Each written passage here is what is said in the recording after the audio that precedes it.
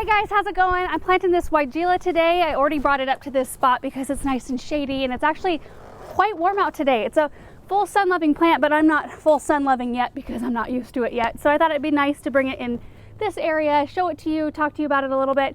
Then I'll show you where we're gonna put it out in the landscape. This is called a Czechmark Trilogy Weigela. Such a beautiful plant with all of these different shades of white and pink all in the same plant.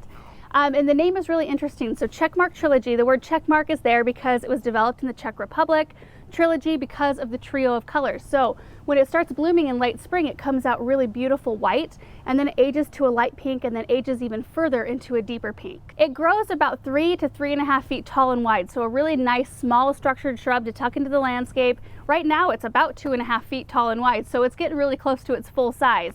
And it blooms on old wood, which shouldn't be a problem. That means that it sets its buds for the next year's blooms on the current year's growth, if that makes sense.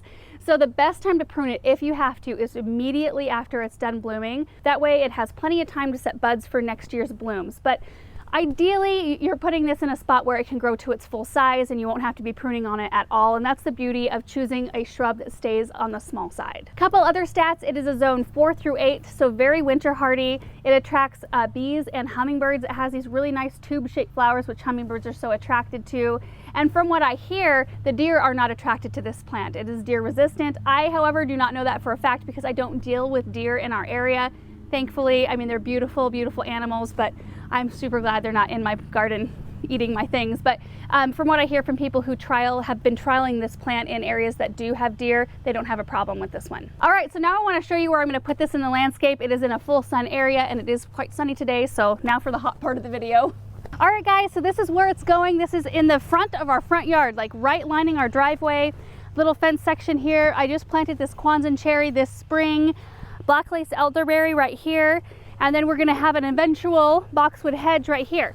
So I think that this would look really pretty right about here because I kind of want to just start planting this whole area. You can see I've got a whole space right here that I'm gonna get to have fun with, starting to fill it up. And I love that you can see this driving in. It's just such a beautiful plant. And it's just good to get more spring color in. I noticed that I was a little bit lacking in the spring color area.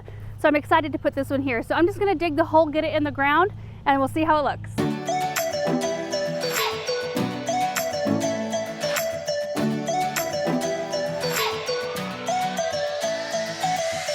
Just breaking up the roots a little bit on the bottom.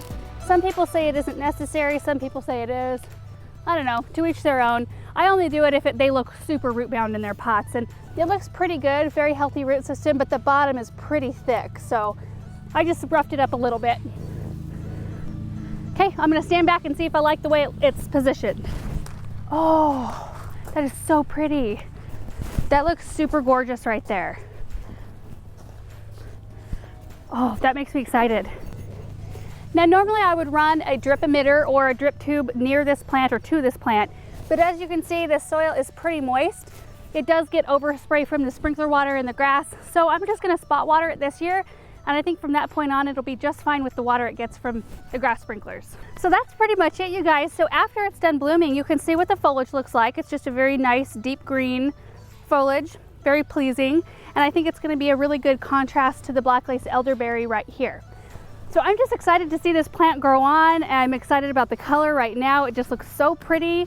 Hope you guys enjoyed learning about this new plant, and we will see you in the next video. Bye.